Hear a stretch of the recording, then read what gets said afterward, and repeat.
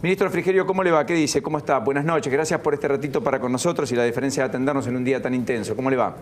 ¿Qué tal, Paulino? Muy buenas noches ahí a todo el equipo y a los que te están escuchando y mirando.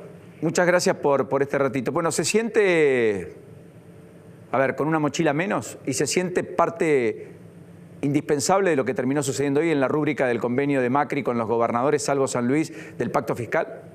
¿Siente que lo salvó, digamos, como dicen algunos, o no? ¿Que yo lo salvé? Sí. No, este es un trabajo en equipo. La verdad que hemos trabajado en tiempo récord para generar un acuerdo, un consenso fiscal con los gobernadores que es histórico, que en mi caso, que me ha tocado participar en otros acuerdos en estos últimos 20, 25 años, es el primero que, y esto también lo reconocieron los gobernadores, el primer pacto entre Nación y provincias en el cual las provincias no pierden, en el cual la Nación no utiliza estas circunstancias para sacarle recursos a las provincias. Es un acuerdo en el cual se han solucionado temas de muchísimos años, temas que en el pasado se han escondido, abajo de la alfombra, se han pateado para adelante y hoy le hemos encontrado la vuelta, la solución. Es un acuerdo también que permite empezar con la necesaria trayectoria hacia el alivio fiscal en la Argentina, que necesita la gente y que necesitan los sectores de la producción y del trabajo. Así que la verdad que estamos muy conformes con el acuerdo al cual arribamos. Insisto, de nuevo, en tiempo récord, ¿no? Porque trabajamos intensamente durante pocos días y pudimos finalmente cumplir con lo que nos había pedido el presidente, que es haber firmado hoy este consenso fiscal. La tapa de un diario el domingo marcaba que parte de la financiación del acuerdo fiscal iba a venir de la mano de una reformulación de los aumentos a los jubilados y que básicamente un ahorro de 100.000 millones de pesos en ese ámbito iban a generar en consecuencia la posibilidad del margen fiscal que podía eventualmente tener el gobierno para negociar con las provincias. Eso quedó de lado, eso quedó trunco, eso se enterró a partir de los consensos con los gobernadores que le pidieron básicamente que la fórmula de actualización a los jubilados estén por encima de la inflación y de manera trimestral, ¿o me equivoco? Previsto ese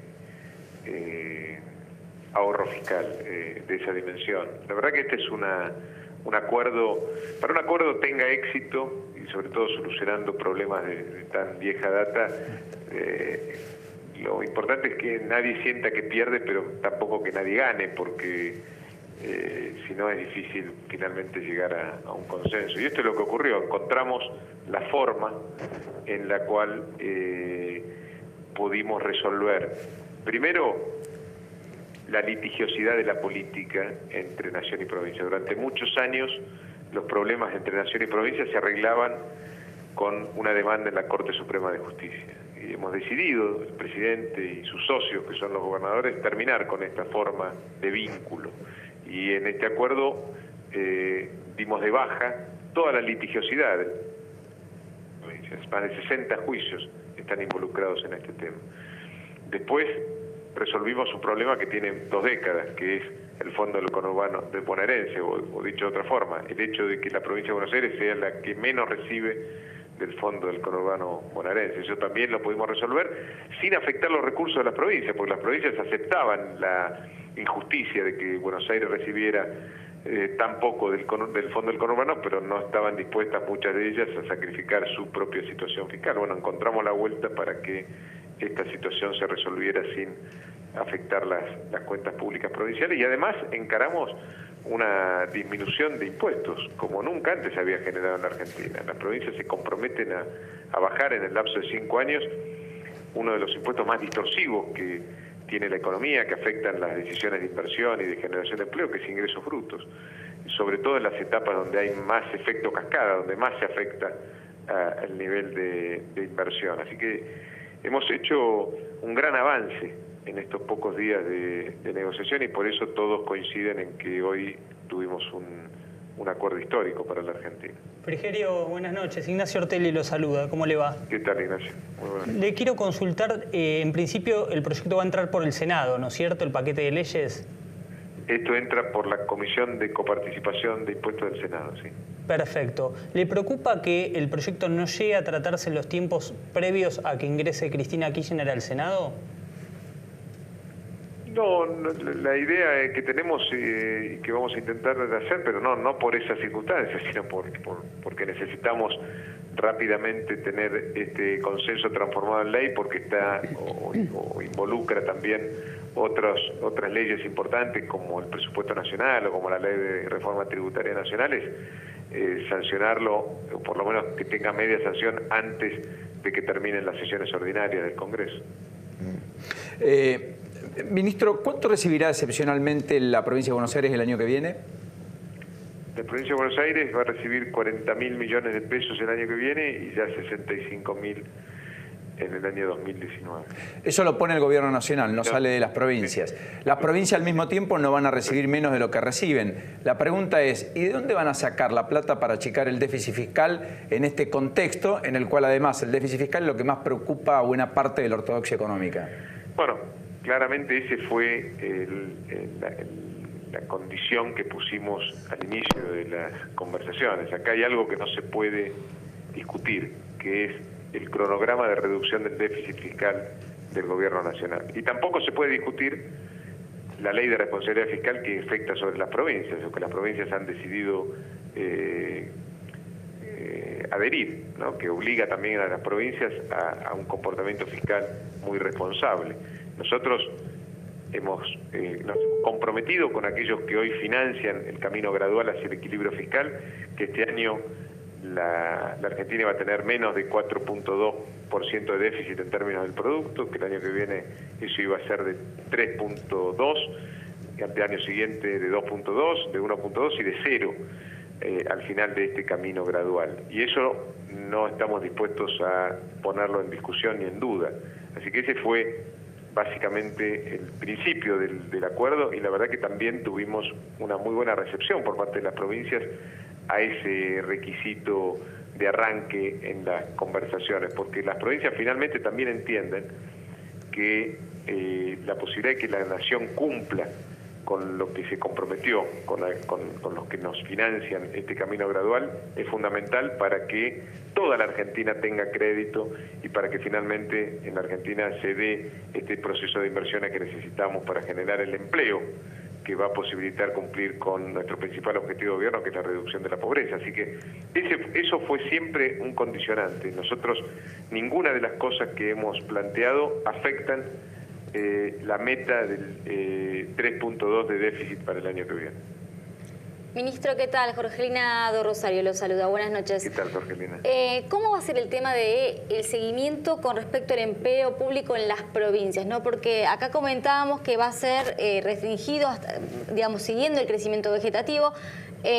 Fue muy importante el alza del empleo público en los últimos años. ¿Va a haber una especie de seguimiento o de control para que tampoco la situación se salga de esa voluntad justamente en los años electorales? Por supuesto, no solo el tema del empleo, sino también el tema del déficit, ¿no? El tema del crecimiento del gasto. En la ley de responsabilidad fiscal, que también se planteó en este consenso fiscal, está muy claramente estipulado que las provincias no pueden aumentar su nivel de gasto en términos reales. Es decir, que como máximo pueden aumentar su gasto en relación a la inflación.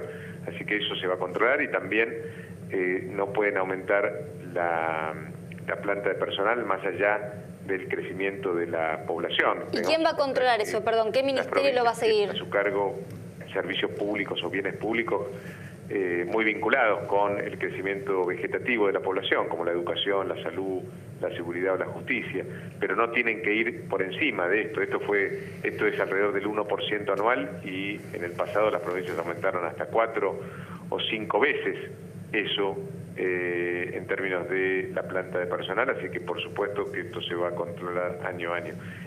También las condiciones que se autoimpone la nación en este acuerdo de responsabilidad fiscal, porque es un acuerdo que no solo involucra a las provincias, sino también al gobierno nacional. Todos nos comprometemos a manejarnos con mayor responsabilidad en las cuentas públicas, a manejar en definitiva con más responsabilidad y cuidado los recursos de la gente. En ese sentido, ¿viene una chica de la política, como dicen, de ministerios, etcétera? Sí, estamos trabajando también en una optimización de los recursos del Estado y viendo qué cosas no indispensables se pueden dejar de lado para concentrar también más el gasto en la obra pública, porque nosotros también estamos convencidos que es la obra pública lo que realmente le cambia la vida a la gente, ¿no? El 82%... El agua potable, las cloacas, la vivienda. Bueno, el presidente quiere que el gasto, que el gasto público esté cada vez más vinculado con la inversión y menos con el gasto corriente, y eso mismo le estamos transmitiendo a las provincias para que hagan lo propio con sus presupuestos provinciales. Ministro, el 82% móvil que se le devuelve a los jubilados de la jubilación mínima, ¿es hacia adelante o todos aquellos que hoy cobran la jubilación mínima y que aportaron efectivamente durante 30 o más años los van a empezar a recibir y por tanto muchos podrían tener modificaciones adicionales a los próximos aumentos? Sí, digamos, los que hoy tienen los 30 años de aporte y cobran la jubilación mínima van a tener, bueno, a partir del año que viene será el 82% móvil. Con lo cual se sumaría eventualmente algún ajuste de haberes por la reparación histórica que estos mismos jubilados hayan podido tener. Así es. Correcto. Frigerio, hoy hubo declaraciones de Rosana Bertone y algunos otros gobernadores muy en sintonía con el gesto que han tenido ustedes y de Mauricio Macri particularmente también de agradecimiento para con los gobernadores, en algunos casos muy opositores o no tanto en algunos otros. Le refiero esto para consultarle, ¿hay posibilidades de que se incorporen en un mediano plazo gobernadores que no pertenecen a Cambiemos, que se involucren en Cambiemos? Hay algunos que están bastante en sintonía, caso Bertone, caso Omar Gutiérrez de Neuquén, que también le fue mal en las elecciones y que tiene una feroz interna dentro del movimiento popular neuquino. ¿El gobierno está abierto a recibir nuevos integrantes? Bueno, Cambiemos no es un espacio político cerrado. Por supuesto que aquellos que quieran sumarse a este espacio de cambio, de transformación de la Argentina, van a ser bienvenidos. No depende en este caso de nosotros, sino de lo que decidan hacer aquellos que hoy están en otros espacios políticos que decidan sumarse al espacio de Cambiemos. ¿A usted le interesa sumar alguno? A ver, nosotros estamos construyendo nuestra propia alternativa en todos los distritos del país. De hecho, se ha demostrado esto en la última elección. Cambiemos es hoy el único espacio político que tiene una representación política en las 24 jurisdicciones. Tenemos candidatos potenciales o firmes ya para una eventual elección a gobernador en todas las provincias en el 2019. Tenemos alternativas en todas las provincias para esto, como para otros cargos, pero tampoco nos cerramos. Yo creo que lo peor que puede hacer un espacio político es cerrarse a la posibilidad de sumar a otros dirigentes valiosos que quieran integrar, insisto, este espacio de cambio y de transformación de la Argentina. Dos últimas preguntas apelando a su brevedad, ministro, porque sé que además el tiempo también lo unge. Lo primero es, ¿siente como un desaire que Burjaile le haya dicho que no al nombramiento como embajador ante la Unión Europea después de la salida en el Ministerio de Agricultura? No, Ricardo, antes que nada es un amigo y lo pensó bien. Porque el gobierno lo anunció en un cargo que finalmente no va a asumir. Sí, porque en principio él creyó que podía ser un movimiento con su familia importante, ¿no? Sí, claro. De un día para el otro, hay que cambiar a los chicos del colegio. Ricardo tiene una familia con hijos y con hijos chicos. Bueno, debe haber analizado más internamente en su seno familiar y decidió que no estaban dadas las condiciones para esa movida tan importante. Correcto. Y lo otro, todo lo que está pasando en Comodoro Pi, ¿se mira de la política aunque sea desde reojo? Sí, por supuesto. Creo que toda la sociedad tiene de alguna manera un ojo puesto en este movimiento que hay en Comodoro Pi, pero en la Argentina, y creo que esto ya lo hemos hablado en más de una oportunidad, Paulino, en la Argentina hoy se vive una verdadera república con independencia de poderes y la justicia no actúa por órdenes o por indicaciones del Poder Ejecutivo Nacional. Bueno, en ese sentido, ministro, aquí está ya Víctor Violini, juez de casación penal de la provincia de Buenos Aires, que ha dicho ayer una frase que me llamó mucho la atención. Dijo, hoy los jueces tienen miedo y hoy los jueces son más apretados y amedrentados que lo que ocurría con el kirchnerismo. Hoy hay más intromisión que antes. Yo creo que tiene la obligación de hacer una denuncia, ¿no? Lo que está diciendo es muy grave. Yo estoy diciendo exactamente lo contrario, que este gobierno no le da indicaciones, órdenes, muchísimo menos aprieta a los jueces. Lo que hemos hecho es desatarles las manos para que actúen, para que investiguen. En este caso, los hechos de corrupción del pasado, pero también el presidente ha sido muy claro, todos los miembros de su gobierno están a disposición de la justicia si la justicia sí lo requiere, como corresponde en cualquier república. La justicia hoy es independiente y actúa por cuenta propia, ¿no? Y eso es lo que corresponde a una verdadera república. Si hay alguien que tiene una idea distinta o conocimiento de algo distinto, tiene la obligación de denunciarlo. Ministro, le agradezco mucho esta deferencia para con nosotros en esta noche tan intensa y tan especial para usted, en un día largo, de un trajín agitado como el que ha tenido además en las últimas 48 horas. Le mando un abrazo, un saludo, hasta la próxima. Un abrazo, muchísimas gracias. Ahí estaba el ministro del Interior, Rogerio Frigerio, protagonista, bueno, casi excluyente, a propósito de ayer haberse aparecido intempestivamente en el Consejo Federal de Inversiones, tratar de salvar el acuerdo con los gobernadores. Ya habían llegado más temprano 3 gobernadores propios de Cambiemos, lo marcábamos anoche. La situación era bastante compleja. El martes a la noche con Nacho presagiábamos lo que finalmente no ocurrió, que es que el acuerdo se posponía porque había muchas diferencias y más dudas que certezas.